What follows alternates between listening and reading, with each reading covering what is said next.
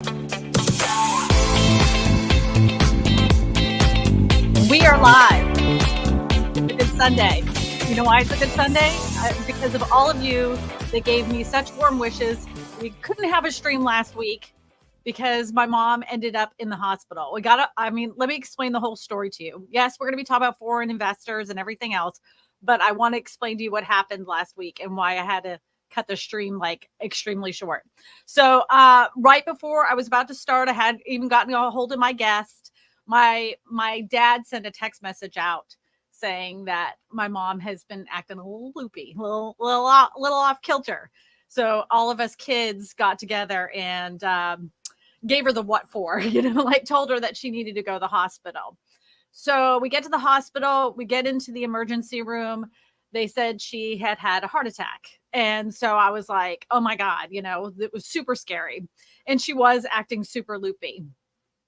Fast forward, like lots of tests, lots of stuff going on in the hospital. She had some breathing lung issues. She does have COPD. She had whooping cough as a kid. And then of course we all smoked back in the day. So no judgment from me, we all did it. And so now she just has a lot of trouble taking in oxygen and it's making her loopy, like when you can't breathe and you're not getting enough oxygen to your brain, it will make things off kilter. And that's what has happened. So she'll be on oxygen for the rest of her life. But other than that, she's totally fine. And she's going to be fine. And I just want to thank everybody that sent out the well wishes and understood what was going on and why the live stream didn't happen last week.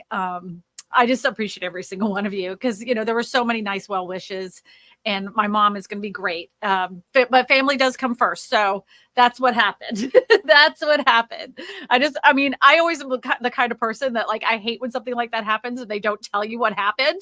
I felt like I needed to tell you what happened and that she is going to be fine. I check on her all the time now and she can't how when you want to do your hair and you can't breathe, she has 10 tons of hairspray. So I had to go over, I've been going over there and fixing her hair and, doing little stuff for them. So anyways, my mom's fine.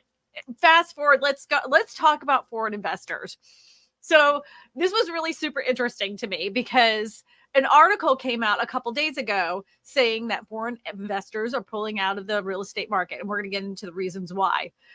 The next article that came out while I was making this thumbnail for this live stream, I'm going to read it to you right afterwards because I want you to realize how headlines and news just get so incredibly twisted. You have to read the articles in order to understand what's really going on. And you have to consider the freaking sources on this garbage. I don't know.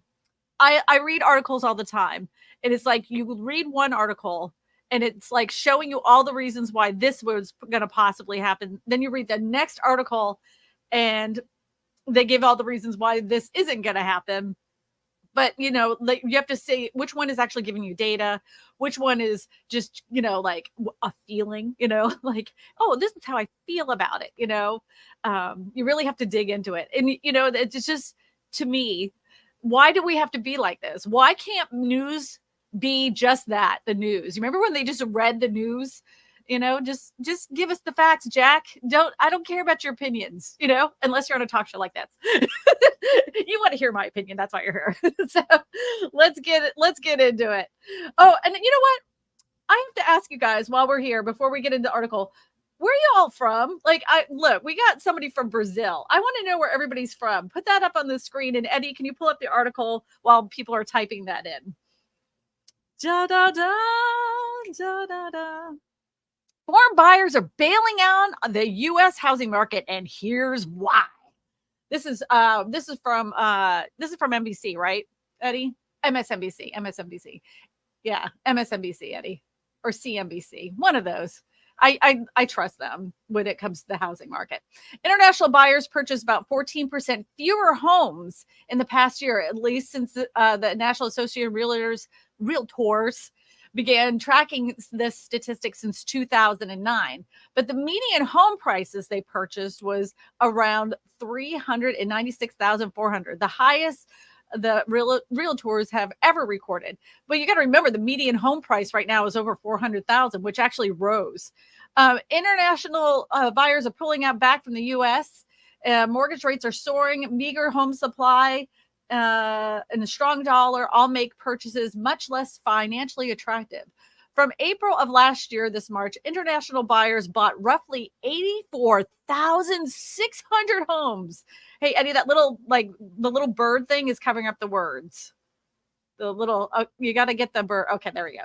That's the lowest number since the National Association of Realtors began tracking such purchases in 2009, and 14% drop from a year before. And while overseas buyers fought for fewer homes, they paid more for them. The median home prices they purchased for was $396,400. China, Mexico. Now, I want you to listen to this. China, Mexico, Canada, India, and Colombia were the top 5 countries of origin for international buyers of existing homes by numbers of houses, not dollar volume. The survey does not count the new construction where international buyers are also attractive. Chinese buyers had the highest average purchase of 1.23 million, likely because of the third of them bought in California, where the high prices are higher. In total, 15% of foreign buyers bought homes worth $1 million.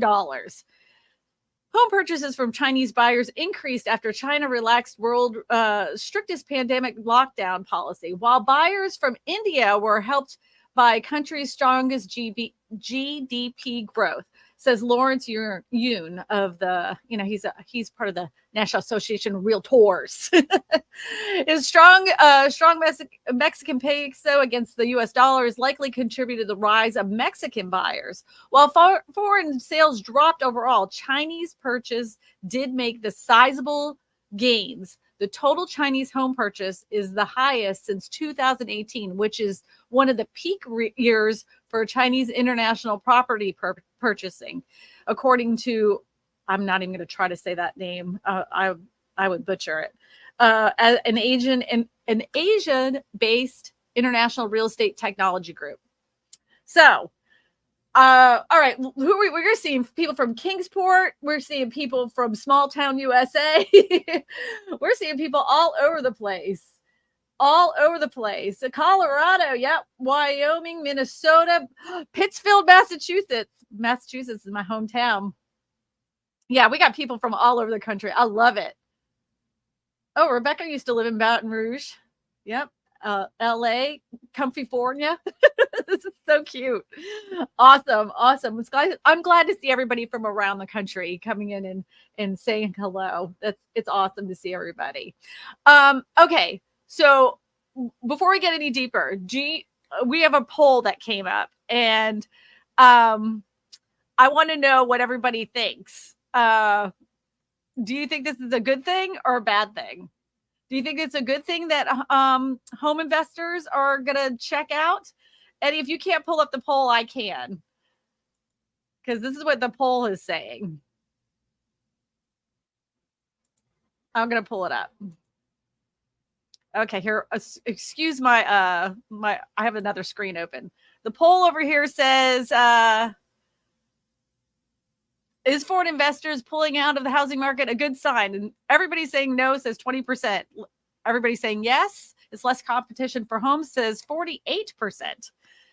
Maybe it's good, but it makes me nervous, about 15%. And some of y'all said, 17% said, don't care, nothing's cheap.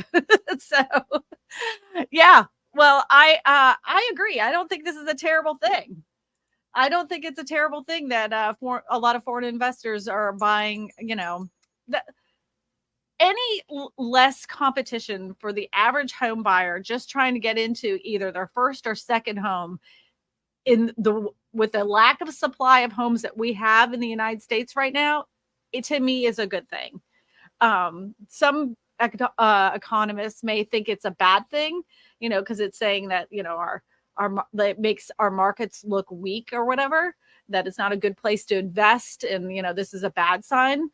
Me personally, do not feel like it's a bad sign because it lets the regular guy trying to find a house not have to compete for it.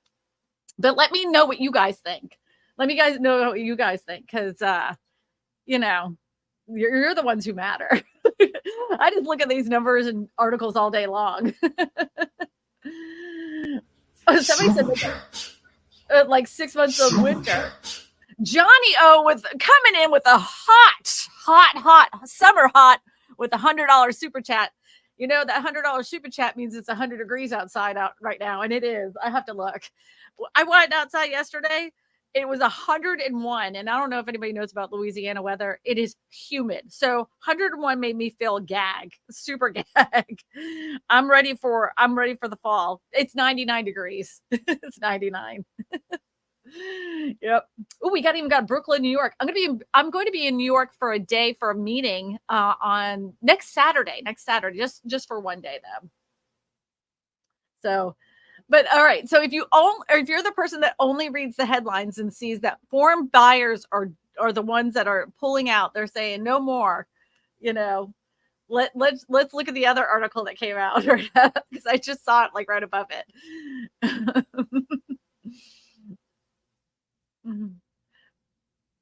Some people agree with me. Yep. So this article came out. China housing market is so bad that people are rushing to the U.S. to buy a home. But if you saw that other article and you were like, foreign investors are pulling out, then you saw this one, you'd be kind of confused, right? It's just headlines. China's housing market is so tough that buyers are heading to the U.S. to purchase a home. Chinese buyers spent $13.6 billion in the U.S. real estate in the last year, since March 2023. But the median income was over, it was 397, almost 400,000, and they were buying a lot of homes in over $1 million. A shaky economy and lower confidence in the property sector have weakened the Chinese housing market. Yeah, who is this article from, Eddie? Oh, Market Insider. Okay, scroll down. Thank you. China's housing market is so bad, homebuyers appear to be flocking overseas to purchase a home in the U.S., according to the National Association of Realtors. Chinese buyers will make up the biggest source of foreign capital in the residential real estate market through the year ending March of 2023. With buyers spending over $13.6 billion on U.S. residential properties. See, they're not even buying commercial properties, they're buying residential. That is more than double the amount spent in the year prior, with Chinese buyers spending 6.1 on purchasing homes the year ending March of 2022. Chinese buyers represent 13% of the foreign buyer home purchases in the U.S., up from 6% of foreign purchases last year. Their median purchase price was $723,200, almost double the median home price of $419,000 per Redfin. But the other article said, I guess that was foreign investors total, was the median price was 400, but they were saying that more Chinese buyers were heading towards $1 million. So that makes sense, because it was like, what, the median was like 700. Eddie, pull that back up. 700 and what? Eddie, you pulled my article away too soon. 723,200. A shift from recent trends. Most buyers purchased homes as a primary and secondary residence rather than investment, the NAR report said. So I want to tell you guys, about 2 or 3 years ago, I had a real estate agent on. His name was Brad McCallum. And he was saying some provinces in Canada had a large amount of foreign investors, and a lot of them being Chinese investors. And they were buying 2 or 3 homes and leaving them vacant, like just buying them to keep them as, like a property, an investment property, but would never had any intent of living there and never had any intent of renting those properties.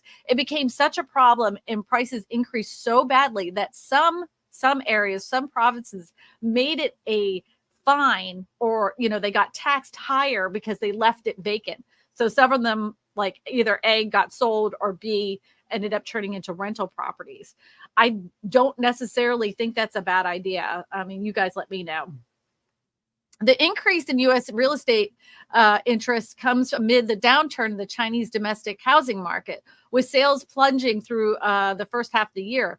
Though the government has implemented measures to boost the property market, new home sales plummeted 33% year over year in July, up from 28% annual decline in June. That's largely due to the nation's economic woes, with the youth unemployment rate recently notched at 21%, as well as the shaking confidence in the property sector of major property firms defaulting in 2022. You remember I did a live stream on this too when several banks were having problems a couple years ago. So waning attraction in the Chinese real estate spells trouble for the nation's broader economy, as the housing sector makes up around 25% of the GDP, while accounting for activity in related sectors, per estimated JP Morgan. So I don't know. I think that Canada had it right. So if we have a bunch of foreign investors coming in, just buying houses and leaving them vacant because they're going to use them as like a stock, they're using it as like a stock. Well, we're just going to hold on to it and not do anything with it. I think there should be an additional tax to it. I don't think that's a bad idea. I think Canada got that right. Any foreign investor that buys a property, leaves it vacant, if they're not living there for at least 6 months and 1 day, if it doesn't have anybody living in that house for 6 months and 1 day, they have to pay an additional tax, a property tax. I think that's a fantastic idea. I realize that people have like vacation homes and they wouldn't be living there year round, but you can't leave it vacant, my friends. Arizona winter is beating you. We're melting. It's awful. Yeah, I've seen it. I saw people cooking. This is no joke. I saw people making cookies in their car. They were putting it on the dashboard of their car, and with a metal pan and making cookies. Wild. It's too hot. Yep. Eddie, tell me if anybody has said that they think that it is a good idea. 30 Days Reviews has said it's I say just make it illegal, period. You can't do that. You can't make it illegal. You can't make it illegal for someone to purchase real estate, but there has to be a purpose for it other than letting it sit there vacant.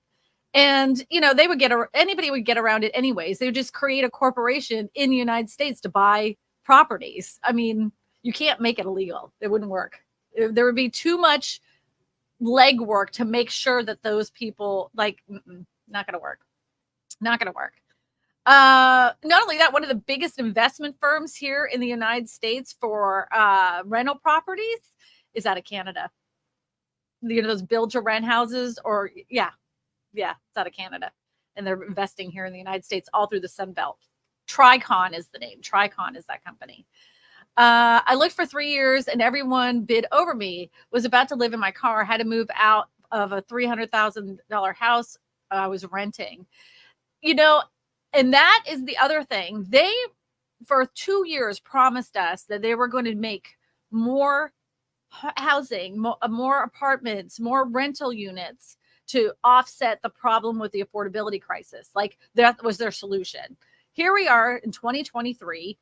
Where are the apartments that they promised to make rents come down? Where are all these multifamily units? I mean, I realize that it takes time, but at this point, when you said you were going to start it in 2020 and it's 2023, 3 years is enough time to get an apartment building put together, in my opinion.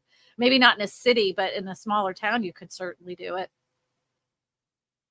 Falsificationism says buyer priority list. Real human never owned. Yes.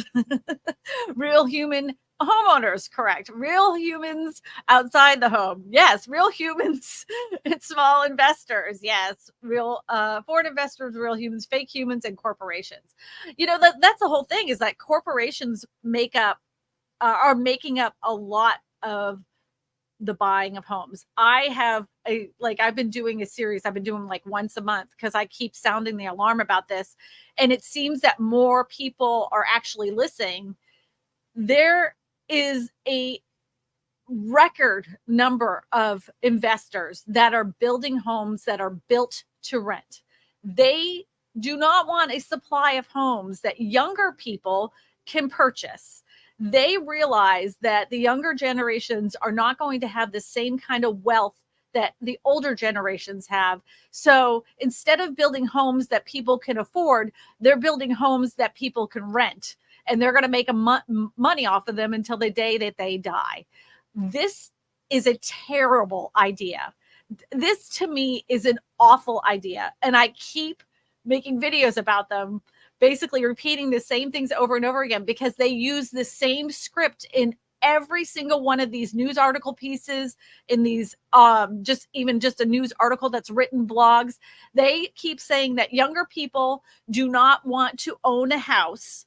That's what they're saying. They don't want to be tied down to a house because they're too nomadic.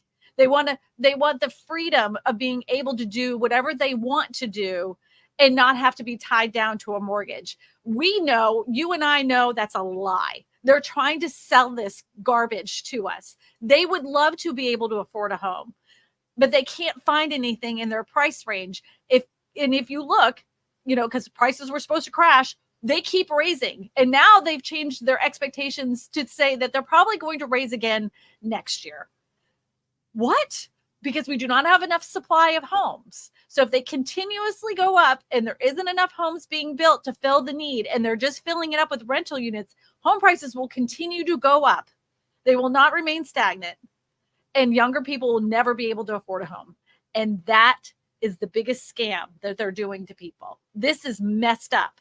This is the way that to bring generational wealth down, where it keeps people chained for life. It makes me nauseated.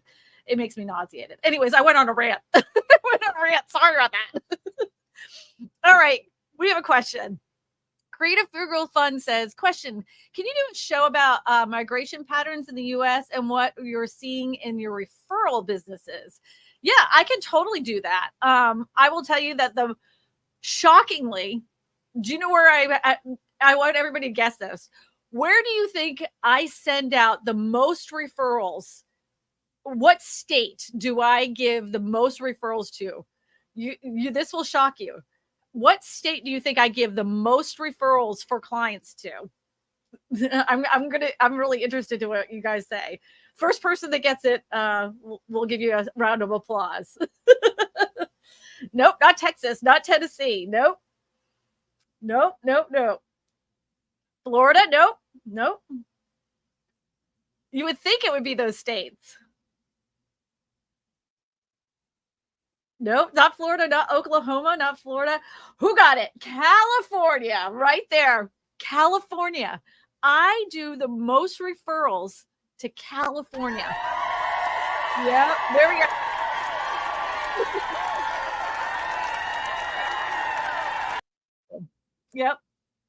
Yep. Number two is Florida. And then number three is it New Jersey? Number three is either New Jersey or Missouri. I'll have to look that up. Yep. Everybody gave you a round of applause. All right, next question. I saw some questions come. That's like living in a death trap. But most of the people that live there that ask for a referral already live in California, and they're just trying to find a good real estate agent. They're not looking to leave. They're not or they're transferring there. Like they lived in Austin, Texas, and they want to move. They have to move back to California. So, yep. I was surprised on how many people have to leave Austin and go back to California. That was shocking to me too. All right, Eddie. Next question, my love. Eddie, my love. I love you so. All right, I'll stop. I'll stop singing. All right. Lexical Gap has a question. It says, in opinion on lake houses as primary, secondary homes. Oh, that would be that's up to you. I mean, I will tell you this. I live in South Louisiana. We have bayous here. If I had a choice between a lake where the likelihood of it flooding is a lot less than the bayous, I would pick a lake home. I mean, when I was a kid, we lived near a lake. I like lake houses. If that's what you want to do, I would do it. I mean, if you can do it, I mean, I'm kind of jelly if you have that option to do it. I love lake houses. I think they're fantastic. I think I like because I grew up near a lake, and then I remember as a kid, remember on Golden Pond. Do you remember that? I remember our parents watching it. I'm like, oh, that's so beautiful. It's so picturesque. I love a lake house. I would much rather live on a lake than I would near the ocean or near a bayou. The hurricanes happen all the time. Flooding happens all the time. Likelihood of a lake flooding is a lot less than like a hurricane on the coast. Just make sure it's built up higher. Yep. Ooh, this is a great screen name. Burn it up. I'm a millennial and took advantage of the low rates. Freaking fantastic. Those around me listen to the crash bros. Oh, I know. And got stuck renting. Opportunities come. One should always be ready. Absolutely. Absolutely. And and that's the other thing too. Like, don't just listen to me. I'm not the knower of all of real estate. Listen to me, listen to some of the crash bros, go make your own opinions. But just because some guy or girl gets on the screen and says, don't buy a house because of such and such, don't take that as gospel. You gotta, and not only that, you gotta look at your own market. Every single real estate market in the United States is completely its own organism. What is selling, what's not selling, what is the high-end home compared to the low-end home. Every real estate market has its own ecosystem. So you have to know and connect with a local real estate agent to understand what's going on in that specific market. So a blanket statement like the whole housing market is going to crash like it did in 2008, like those housing crash bros kept saying. I'm like, how could you even say that? We don't have enough houses on the market. And I've been screaming that forever. The only time that I thought we were in big trouble, the only time, and I made videos about it and they're still on my channel, is that when the pandemonium started and everything shut down and real estate agents weren't even allowed to sell houses, I thought we were in big trouble. I honestly thought we were in big trouble. And then, of course, everything flipped flipped over. Everybody could sell again, and people were buying houses like candy. Like it was nothing, and money was cheap. Money was super cheap. So it wasn't just the regular average buyer that was buying houses. You had those corporate investors that were buying up as much as they could. You had the smaller investors buying up as much as they could because the loans were so cheap. I mean, sometimes at one point, it was like right at 2%. If you have a 2% mortgage, you think you're going to sell your house today? Absolutely not. The only way you would sell it is if you lost your job and you couldn't pay your mortgage, and then I made an apology video saying, I'm sorry that was wrong. I was wrong. But I mean, it is what it is. I mean, I saw the data. I saw what was going on. I made a video. It didn't end up being that way. And I made a correction towards it. Some people won't let me live that down though. Some people still to this day are like, you were wrong about this. I'm like, I've made at least 30 videos since then saying I was wrong. God forbid you make a mistake. Fran has a question. It says, looking at our house in the next 6 to 8 months, should we list in October or wait till next year, January, February? Okay, so Fran, this would depend on your area. This is very area specific, because if you were to sell here in Louisiana, for instance, you would wait until after Mardi Gras. That's when you would wait. January is Mardi Gras in January, February, maybe it's in March, April, find out what Mardi Gras is in Louisiana. And after Mardi Gras, that's when you sell your house. In some areas though, after school starts, September, October is a really hot time for people. They got their kids in school and they want to go look for houses, while their kids are in school and they don't have to deal with it. Sometimes that becomes a really specific time. Traditionally, if you made it like a blanket statement to the housing market, you would, you want to not sell in the winter time and you want to sell it in the springtime. That would be if you took all the housing markets together, this is what on average more homes sell in the spring, early summer than they do in the fall and winter. So just that's how that works. If you have a question, feel free to put it in the chat. I will answer anything.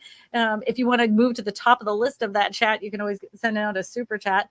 Also, I want to thank Construction Cronies. He actually gave out 5 channel memberships today to the first 5 people that were in my chat. Thank you so much, Chris. I appreciate that. That was awesome. I didn't even know you could do that. MR says, question, what do you think of the situation of the Northeast compared to the rest of the country? What specific situation are you talking about? Are you talking about the rental situation? Are you talking about the fact that home prices are going up a lot more than they are on the West Coast? I mean, the East Coast is going up much more than the West Coast.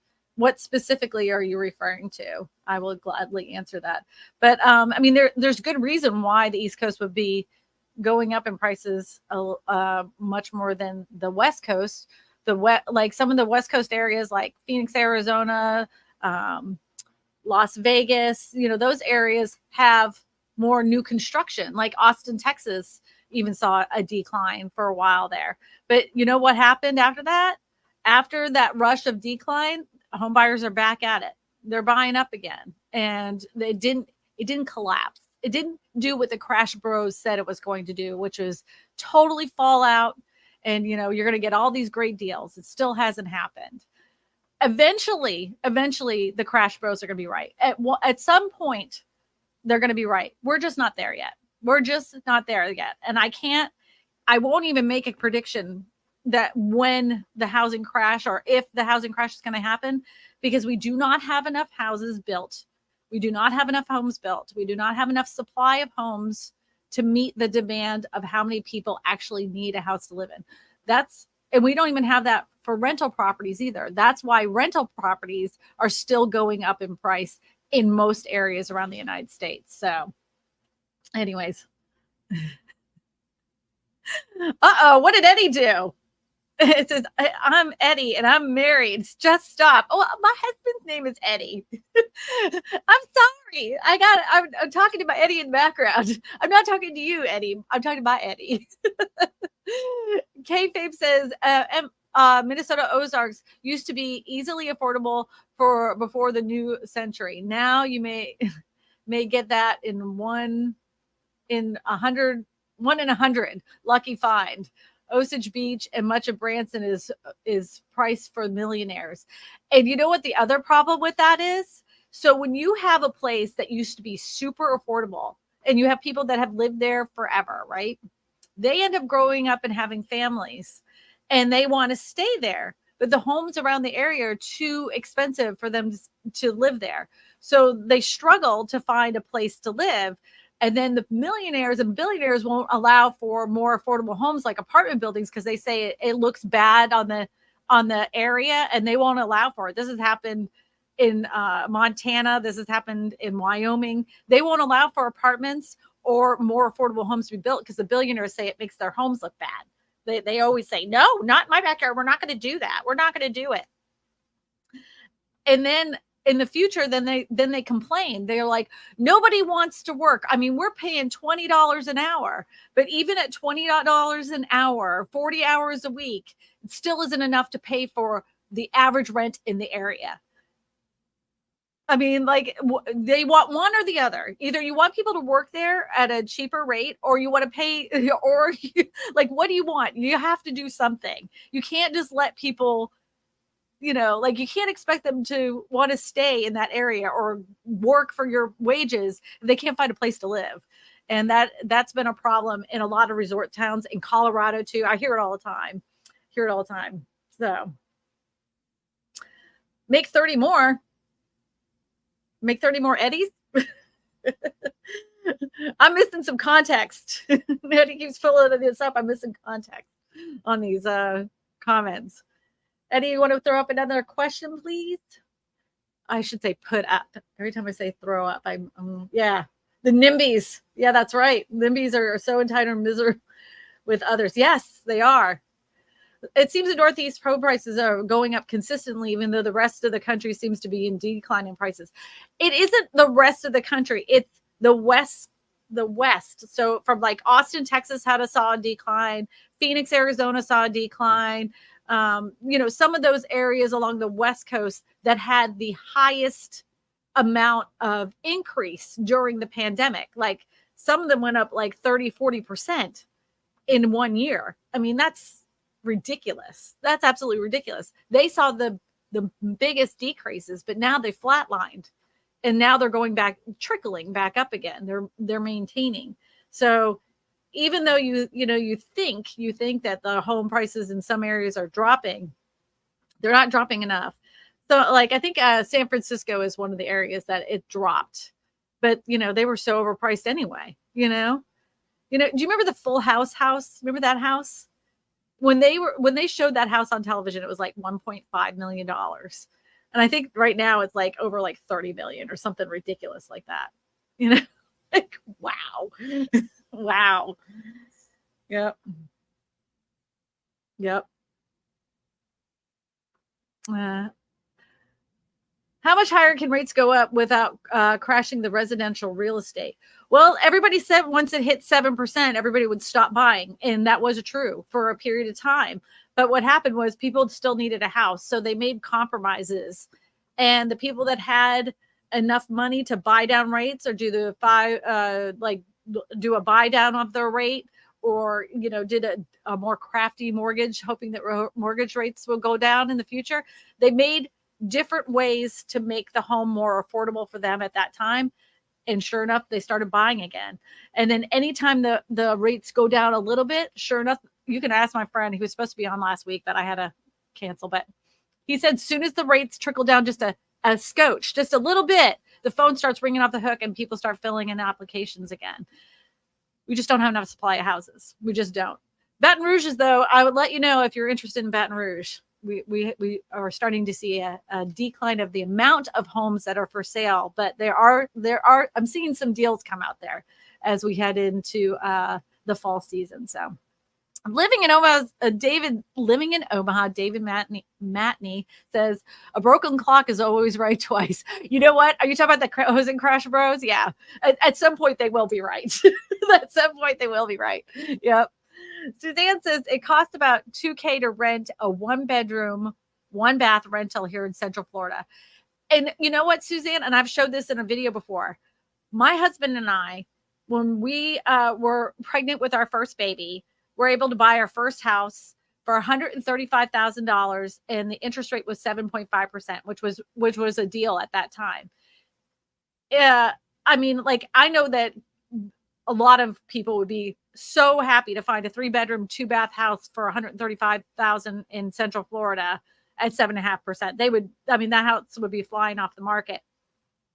At that time, my husband, I was a hairdresser at that time. I used to cut hair at JCPenney at the Altamont Springs Mall. And my husband was in sales. And our jobs were just enough, just enough. Today, people working the same kind of jobs, making the same kind of income that would be adjusted for inflation, what we were doing, would not be able to find a home in that area at all. It's impossible. It's impossible. Our old house is, we bought it for 135. I think it was 407 was the price of it now. 407, 135. And my daughter now is 20 years old. So it was 20 years ago, 135 to a 407. And that's when it had gone up and then it had dropped down because of the housing crash. And then it went right back up again. Unreal. Crow Homestead, nice to see you, my friend. I haven't seen you in a while. It's good to see you again. Kristina, exactly. In the UK, the rural and coastal locals are being pushed out by the retired upper middle class. The countryside is now the playground for the rich here. Yep. And that's what's happening to a lot of areas. Like, we saw it when we were kids, like if we went up to the Cape, they used to have all these little cottages, and I'm talking 1-bedroom cottages, like little tiny cottages. And now they're like $1 million estates, because what they would do is the rich people would buy up those little cottages, buy up like 3 or 4 of them, then build a little McMansion right there. They buy their little beach house instead of leaving the little cottages for families to hang out by the beach. Used to be fun, but whatever. Creative Frugal Fun has another question. It says, what is your thought on putting a mobile home or converting a shipping container to be an ADU? If you're asking me my opinion about this, I personally would not do a shipping container home. After I've seen and spoken to many people that have taken a shipping container and converted it into an ADU home in the backyard, it costs them way more money than they anticipated. The insulation alone, the electricity, getting it up to code, like making sure the water runoff is, making sure it's graded correctly. Like all these things add up. And by the time it's all said and done, you could have built yourself a really nice house. They glorify shipping containers as something affordable. And by the time you get it all set up into a house, it's not very affordable anymore. Even the shipping container itself, you can get them for like $6,000, right? Like you're thinking, well, that's half the battle. No, it's not. It's just the beginning. It's just the beginning. So if it was me, I would pick a small manufactured home. You get something called a park model home, which would be built to RV specifications. And it looks like a little tiny house, but it's built to RV specifications. If you're wanting to put it on there, you would have to take it off the wheels, but you can do that. It's very possible. You take it off the wheels, you can put it up on piers on a slab foundation so the water can flow underneath it. That's very possible. And it would be a lot less expensive than trying to convert a shipping container home. So that's my opinion. Yeah. So Lee said interest rates have been higher in the past. Yeah, they have. I think my parents, I think they said when they lived in Massachusetts, it was, I think 12.5 or 13.5% was their mortgage in 1974, 5, 70, 74. Yeah, 74. Another question says Full House homes sold for 5.3 million in 2020. 5.3, but I think it's even like that was in 2020. I think it's like ridiculously, I think it's like 15 million now because of the price increases. It's like I forgot where I saw that article, but it's like so expensive now. So expensive. And I want to know how that family afforded that, that dad must have been having a heck of a career, Question. Thank you so much. On one last question. What is one piece of advice you would give to a 27-year-old girl with a single income attempting to buy their first home? I would say budget it all out. I would say work with your lender. Find out what programs are available in your state for first-time home buyers. Find out if there's any bond money, meaning that they'll give you money the state will give you money for closing costs.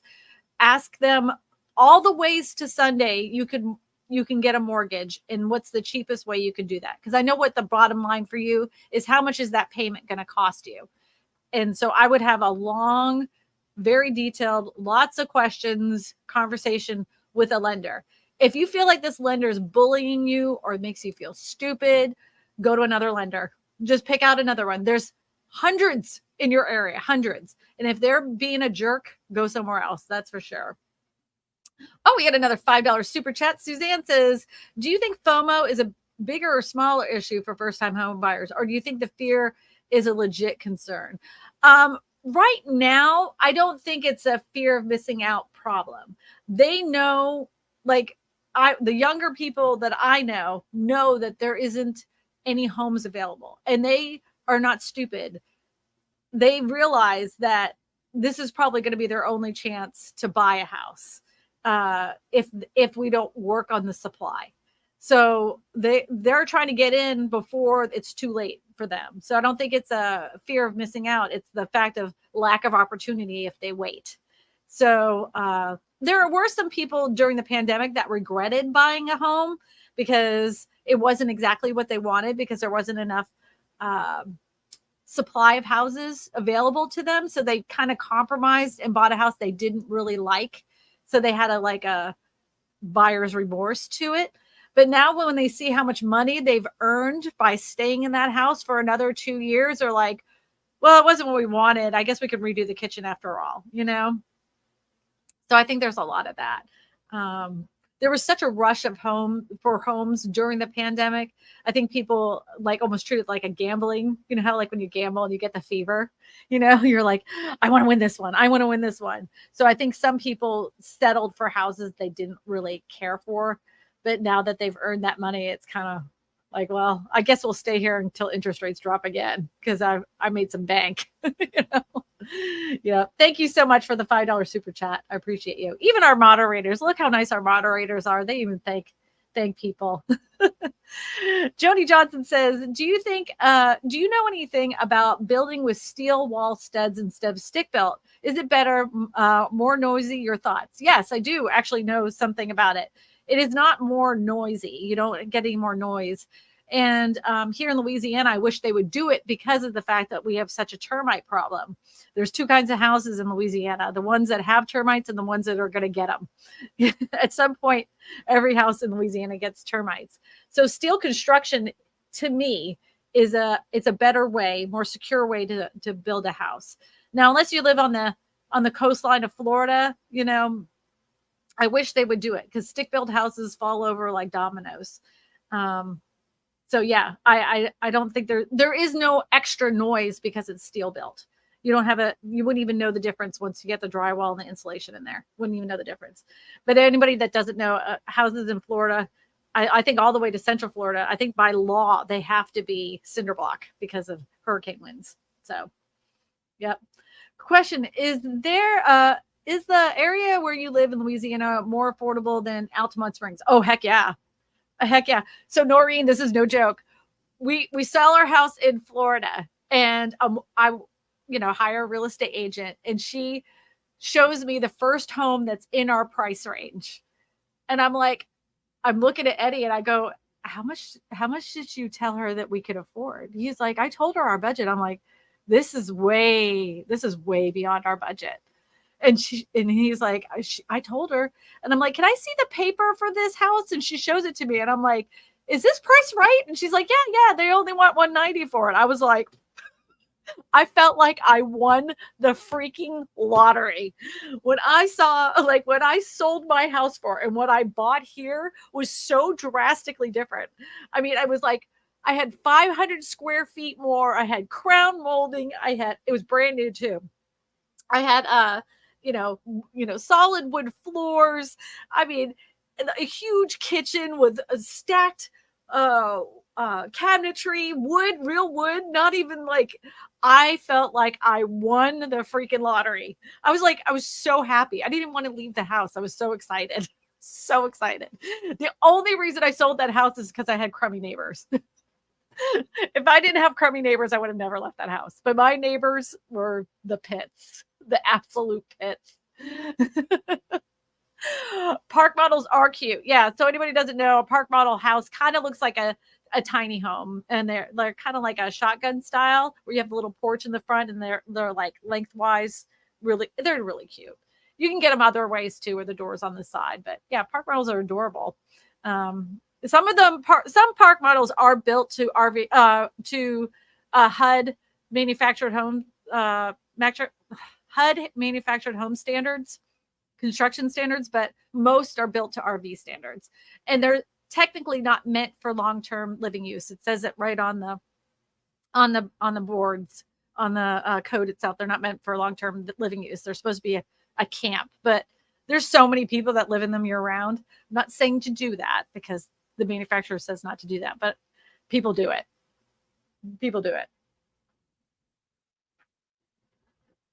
Wow, we have 415 people watching today. Thank you so much for coming in. I appreciate every single one of you stopping in and saying hello. Let's how's our poll going? Oh, it's still like at 44%. Still, people say is foreign investors pulling out of the housing market a good sign? Still 44% of you saying, yeah, it's less competition for homes. Fantastic. It's great. Get them out of here. Now if we could get domestic investors to stop building build-to-rent houses and buying up all the affordable homes in every area, that'd be awesome. It could happen. Everybody needs to get into your local housing and development meetings. They have them all the time. step in there and say, look, I don't want this. I don't want build to rent housing. I want real houses to be built here. So there's been areas that have been doing it. Eddie, if you can find that article, I'd be awesome if you could. JK says, JK, I like that name. Says, why is everyone live on the east side of Mississippi River in Baton Rouge? Is the western side dangerous or something? I have no opinion about this. I don't know the answer. I genuinely do not know the answer of that. Maybe it's some kind of flooding thing. I have no idea. I've only lived in Louisiana now 18 years. I've only lived here 18 years. And I'm such a homebody. I don't leave outside of Baton Rouge. Like we'll go to the big city of New Orleans. And that's about it. I don't travel much out of there. I went to Bastrop, Louisiana one time to escape Hurricane Gustav. And it was like a totally different part of the world. That part of Louisiana looks like more like Arkansas than it does. Like down here is completely different. So I wish I had an answer for you. I do not. Anybody from Louisiana can answer JK's question, please do. Please do. Eddie's Eddie says it's the taxes and the built up. They built it up more in the east more than the west. Eddie answered me in the private chat on the side here. All right. Emily Green says a real estate agent we spoke to on Friday said that from what he saw, the wise home buyers are saving their money to buy outright cash, thereby negating the mortgage. How many people, I'm doing a poll of my own right here. How many people have let's just say this. The median home prices right now are just over $400,000. How many people have $400,000 cash to buy a house? How many people have $400,000 cash to buy a home? I know that a lot of people do you know what a lot of younger people are doing? Their parents are cashing out their equity in their houses to help their kids be able to buy a home. And then when the mortgage rates get better, they're going to allow their kids to refinance and pay them back. Wild, right? Not me. A lot of them. Not me. Yep. A lot of them. Some people say it takes 10 years to save up that kind of money. Yeah. Yeah. Most people don't have $400 cash. A good portion of the United States is one paycheck away from losing everything. If they lost their jobs tomorrow, they would not be able to pay, their lives would be ruined. They're one illness away from disaster. And the world we live in now, everything's so expensive. I spent $100 on groceries and it was 2 grocery bags. Those are reusable grocery bags, but even still 2 grocery bags. And then when I brought it home, Eddie goes, oh, that wasn't so bad. I'm like, according to who? This is terrible. I only had a pack. I had 2 packs of chicken. And both of those packs of chicken, it was a buy one, get one free for chicken breasts. That was the only meat I had in there. Ridiculous. The cost of living right now is astronomical. And the driving force of the cost of living being so incredibly high is rent, housing. Housing is the number one reason why things are so expensive. They even say that why most people can't afford their life is because of housing. REM says, I lost 300,000. Oops, Eddie, go back. I couldn't even finish reading that. I lost 300,000 when I sold my house at the end of 2019. Thanks a lot, BlackRock. Yeah. Blackstone, BlackRock, Vanguard, all of them. They all sit on boards. I mean, every single one of those companies we're all owned by them. Lawnmower says, not exactly cash. It'd take me a week to get it. And I'd live off some pensions and military retirement only. Yeah. And you know what? I know some other people that during the pandemic, in order to purchase their house, some younger people tapped into their 401ks. At the time, I thought was the dumbest idea on the planet. I even said it because I'm like, oh my gosh, you're just counting on the fact that these prices are going to hold. Well, it ended up being they were right. They were right. I'm too scared. If I had that much money, to me, once the money is in that kind of savings in a 401k, it isn't real money to me anymore. It doesn't exist until I need it. It's off to the side. So to tap into that would have like made my stomach gurgle, but they were doing it and they felt confident in it and they did, and they got themselves a house, and now they've got, what, 100K plus in equity from it. It was a good bet. So Byron Thomas says, so you only want houses to be listed by realtors only. My understanding I am getting from you is investors are not welcome in housing markets. I never said that. Byron, you got that wrong. I don't care if you sell it yourself. No, what I'm saying is that corporate investors buying up every affordable house in the area, turning them into rentals, then being able to dictate what the rental costs are in the area is not a good thing, period. And I don't think, of course, you need investors, and that's how an area grows, And I'm actually, a video is coming out. Everybody's going to be shocked. All 459 viewers right now. I think that if you're going, like, people have been tossing around the idea of capping rent prices, like, controlling rent control.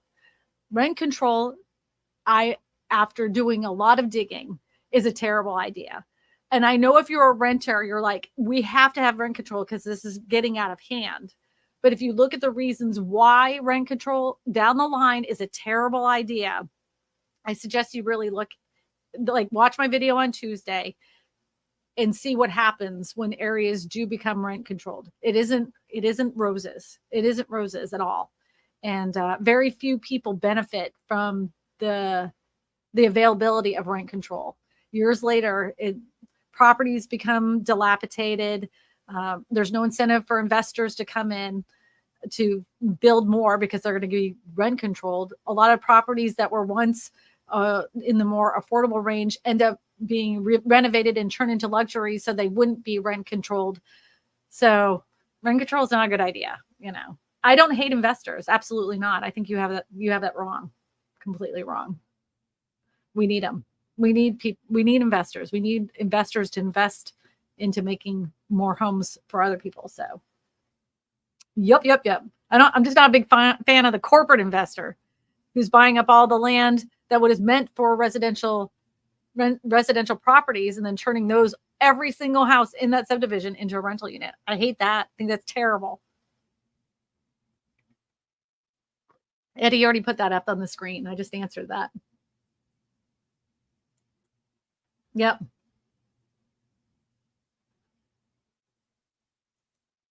Okay. Joni Johnson says, have you ever heard of Orca LGS Modular? Looks really interesting. They build panels with mobile equipment to fabricate with steel on site. They offer kits to fully finished. Looks interesting.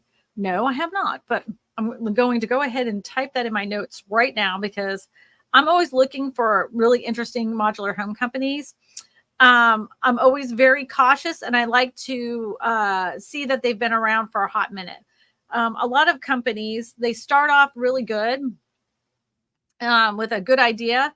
They either get bought out or they end up biting off more than they can chew.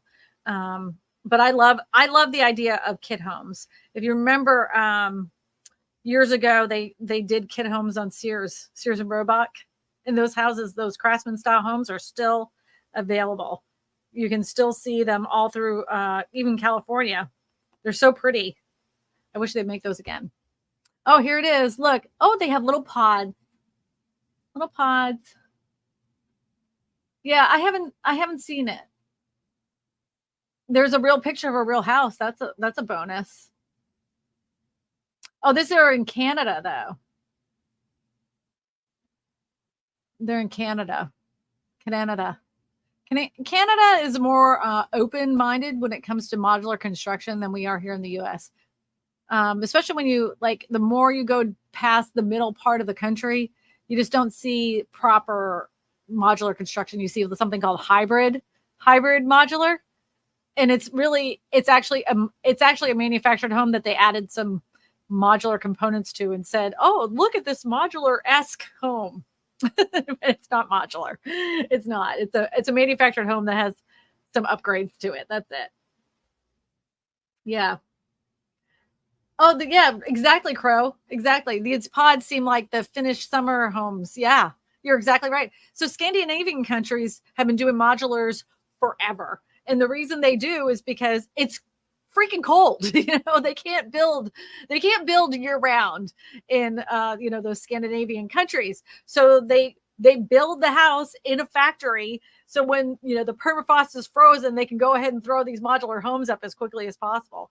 Like, that's why they have those cool modern looking modular homes that at least the United States is starting to catch on. More and more people are starting to like that idea, and it seems to be that builders are heeding the call. So Suzanne says, yes, same here in Central Florida. Anything under 200K is a dump and needs a ton of work. Why would I buy 100 at 190K and need to spend 100 to fix it? Yep. I want it to buy cheap, and that's not cheap. Exactly. Suzanne, you might be stuck with a condo or a townhouse in there, around there. Ginger says, preach. Corporate investors are killing the American dream. Absolutely. I've done like 5 videos on it, but I've been talking about this since 2019 because I started doing videos about corporate investors buying manufactured home parks. And then the more I started like digging past the layers, I saw what else they were doing, which was buying up all the affordable homes and turning them into rentals. But like what they do to people that live in manufactured home parks is the most disgusting and egregious things you could possibly imagine. People that are on fixed incomes that have lived there for 20 years, they are like, all of a sudden they'll say, well, I know that the house is paid for and everything, but we're raising the rent in this park to clean it up to $1,500 a month when they were paying $375 a month. They were paying $375, but now they're going to be $1,500. There's nothing to stop that. And especially when you're renting pieces of land, there's no legislation that protects the people that live in those parks. None whatsoever. And that to me is the most disgusting thing, because they don't even care. They could care less that they're putting out an 80-year-old woman on the streets because there's no place for her to live because she's been on this fixed income. Rents are so high in her area. Now she has nowhere to go. She paid for that house over 15 years ago, and now she has no place to go. It's the same story across the country because corporate investors, they're sick. Nobody cares. Nothing's being done about it. But living in Omaha says, scariest words ever spoken. I'm from the government. I'm here to help. The only time I enjoyed hearing that was during after Gustav, honestly. We had so many neighbors and even government officials that really did help we had 14 days in this little small town outside of Baton Rouge, 14 days without electricity. And the government and local officials did work together to get our electricity back on. We were a hot mess after that. Yeah. So Diamond Rush Media says, Sears kit the homes, bring them back. I agree. They had the most killer designs, like the storage in them was amazing. They had like every last detail of those houses came in a little box. Even the Gorbals on the cabinetry, they were, the banisters that swirled around. All of those pieces came to your house, with the house. Did you know that those homes came on a train? So you actually had to go to the train yard and pick up, have somebody pick it up with a forklift and bring it to your location because it was so heavy. It was so heavy. Yeah. And like some people said that, yeah, my dad said he was going to do it himself. He said he thought it was going to take him 5 years, and 15 years later, he finally finished. So men always have high hopes. That doesn't matter what generation you're from. Time is not one of those things. They're like, oh, that only take a minute. 4 hours later, oh, that was more than I thought. I'm a little guilty of it myself. And it isn't just men, it's women too, but I got to get a little stick in there. Tisha says Americans have been brainwashed to believe investors are an asset, not a liability. Investors are just self-serving. There's no benefits but the investor. To a degree, I agree with you to a degree. You need people to invest in your area. For instance, let's just give an area can grow exponentially because investors have invested in that local area for businesses. The more businesses that come into that area because of investors means more jobs for that area. It allows for growth. You have to have investments or you remain stagnant or you fail. Like I've seen towns that were booming, bustling areas that stopped investors altogether from coming into their area, and now they're ghost towns. You definitely need investors to a degree, but everything has to be controlled. You can't let them take over everything, especially the housing market, because they will dictate the price. And they can find out that then if they dictate the price, they can also dictate if the housing market's going to fail. Because they can say, you know what, we own, let's say, 25% of this specific area. We're going to dump all of our homes all at once on the market. And what does that do? That crashes home prices. I don't think it's a great idea to have one company owning all the real estate or a good portion of the real estate in an area. I think it's a piss poor idea. Super chat. Thank you. Thank you so much for the $5 super chat. What do you think if they changed the rules and made FHA conventional loans assumable, like VA loans? That could work. That could work. I also think that you remember years ago when they gave the first-time home buyer, they gave them like $6,000 to buy a home during the last housing crash. What if they gave home sellers an incentive for selling their house? What if they gave them like some kind of tax credit for selling their home, a smaller home, like let's just say a home that was under 1,500 square feet, and they sold it and they could get some kind of tax credit? That's what I think would be a great idea, just so we could get some more inventory. JK gave me a $5 super chat for my giant mug. I like big mugs and I cannot lie. Let me try that again. I like big mugs and I cannot lie. You other brothers can't deny. Hopefully everybody knows what the song I'm referring to. Oh, thank you so much for my giant mug. You can buy these on Amazon. I tried to get somebody to make them for me because I wanted a logo on them. I couldn't find anybody that made mugs this big. And then in order to purchase them and then put the logo on there, they would just be too expensive. It'd be ridiculous. I wouldn't want you guys to pay that kind of money for a mug. Kristina, are you aware that insurers won't insure homes in California now due to the risk of fire? No insurance means your mortgage gets foreclosed. It's happening as we speak. Crow, a matter of fact, I did a video about this because Eddie and I have one of our properties. It actually went up double. So the only time I've ever raised the rent in my rental properties is if the property insurance went up, or the property insurance went up, or the taxes went up. And our property insurance doubled. It's double the price that it was a year ago. And the insurance company is ridiculous. They wanted us to take down trees in other neighbors' yards because they said it was a risk. This is a problem, but even like in Florida and California, they'll have a what they call like a state insurance, which is going to be more expensive. And they'll have a state insurance so you can go ahead and get a mortgage. Not only that, your mortgage company, if you don't have insurance, they'll find you insurance. It's expensive, but they'll put a mortgage on there. Because a lot of people separate their mortgage payment, they'll make it like their taxes, they pay separately. They don't have it rolled into their house payment at all. And if you don't pay your mortgage payment, of course, then it lapses and your mortgage company is like, and they just go ahead and tack on some random company to your mortgage payment. Yep. So farmers insurance is the fourth major insurer to leave Florida underlying insurance crisis. This has happened in Florida. It's happened in California. It's happened in Texas, and it's happened in Louisiana. We have felt the burn here. And even our taxes, our home insurance for our primary residence went up. It didn't go up as much as the rental property, but it did go up. Yep. So Louisiana has citizen insurance, which is like if can't get insurance, you go on Citizens. It's much more expensive. Florida has the same thing. So does California. So if you can't afford it though, then you're going to have to sell. And you know who it's going to be the first? Guess who would be the first people to come in and buy up your house? Guess who? Investors. They'll take those houses and they'll either put them on stilts, or they're just going to buy them cash. They don't need insurance. They'll just make them into vacation properties so they can make more money, turn them into Airbnbs. That's how it works. Yeah, BlackRock,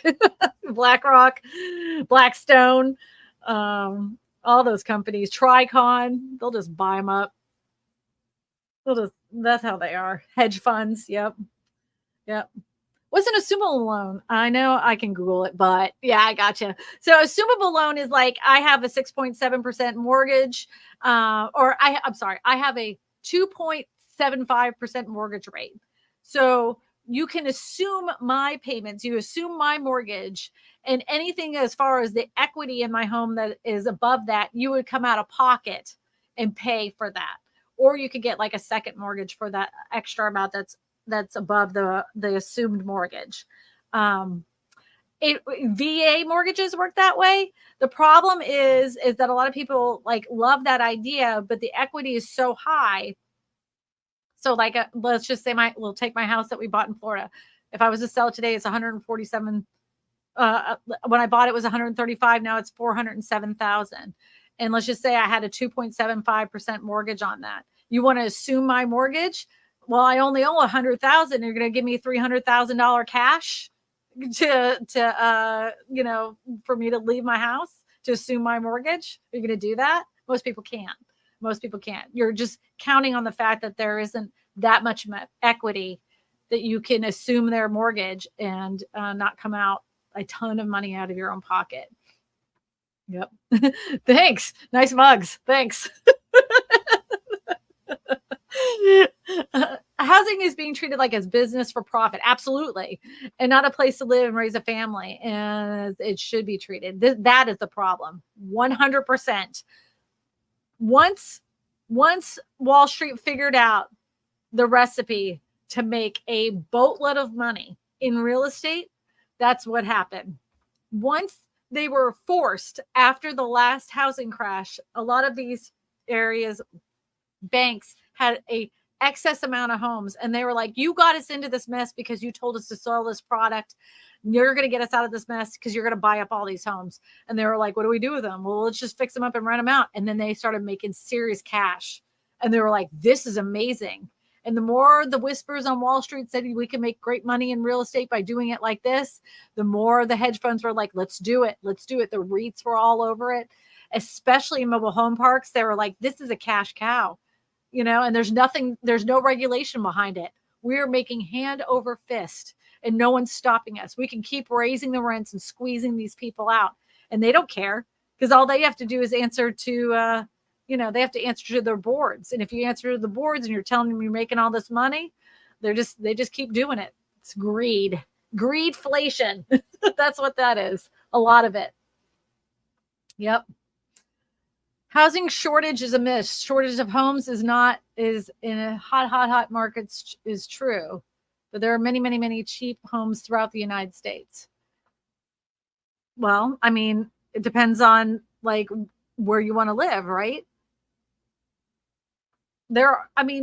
Yes, there's cheap homes everywhere, but not everybody can afford to move. Moving isn't cheap on its own. I mean, have you looked to see how much a rental is just for a U-Haul? What is an affordable housing and why is it important? I already could answer this. Affordable is if the median income in the area does not support the median cost of a home, that's a problem. Most areas in the United States, the median income doesn't even come anywhere close to the median cost of a home in that area. In fact, the most recent housing shortage that occurred during COVID is still ongoing and caused housing prices to increase over 40%.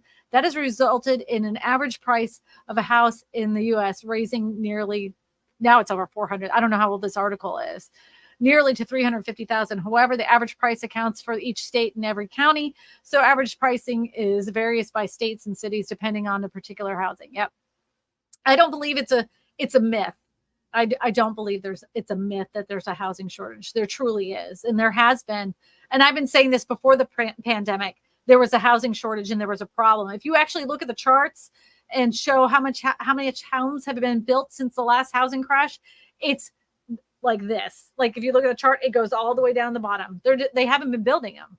Why would a builder build, instead of building 50 houses that he might sell by the end of the year, he builds 25 houses that he knows he can sell.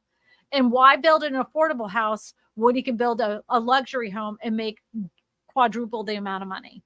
I mean, there's no incentive for builders to build smaller, affordable homes. We have to make that this is where I get people all mad. This is where we have to have incentives from the government for builders to do this. And what I mean by that is tax incentives.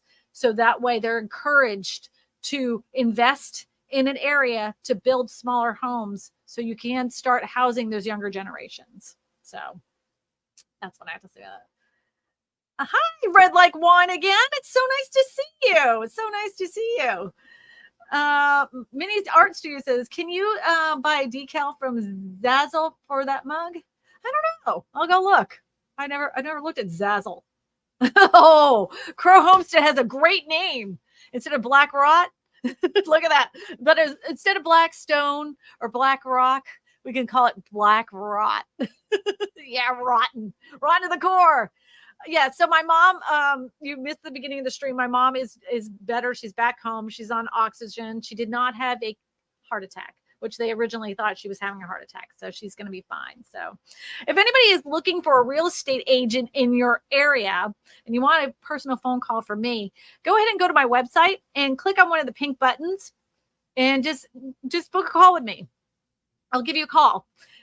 I don't give you time to fill out for that time. Like I just leave your address, leave your email address, leave your phone number. I'll give you a call. I'll give you a referral in that area. Most likely you'll be in California. That's the number one area. So yeah, I'd love to talk to anybody if you're looking for an area. I want to say thank you to everybody that did check on me last week after my mom's sudden illness. I mean, it just came out of nowhere. I appreciate everybody respecting what had happened and understanding. It means a lot. I appreciate all my moderators too, coming in week after week, making sure the chat stays clean. And next week, I don't know what we're going to talk about. Hopefully I can get a lender on here again because I had to cancel last week, but I would like to answer some of your questions, especially when it comes to certain kinds of loan packages. Eddie allows me to talk about this. If you're looking to listen to this on the replay and you're in your car, you can always go on Spotify or Apple Podcasts, wherever you get your podcasts, and look for Kristina Smallhorn, Real Estate for Everyone, or Real Estate for Everyone with Kristina Smallhorn. And everything that happened today on YouTube is going to be on that podcast. Tuesday, the video that comes out will be about rent control. You guys already have a heads up. You already know I'm going to say in it. You already know what I'm going to say. So it's a hot topic, especially when it comes to affordable housing. I completely understand, but Kristina isn't a big fan of the rent control idea for many reasons, and you'll find out why on Tuesday. So, all right, everybody. I'm sorry, Wednesday. My videos come out on Wednesday now. So, all right, everybody. Thank you so much. We'll see you next Sunday. Thank you again. So long. Farewell. Havitas and goodbye. Adieu to you, and you. Oh, I just got some jams on. Oh, we have lyrics today. I don't even know the song. Do you know the song? I don't know it. How are you? Bye, Krishna. Bye, Debbie. See you, Lawnmower. Bye, Joni. See you, Aria. Bye, PA. See you next Sunday.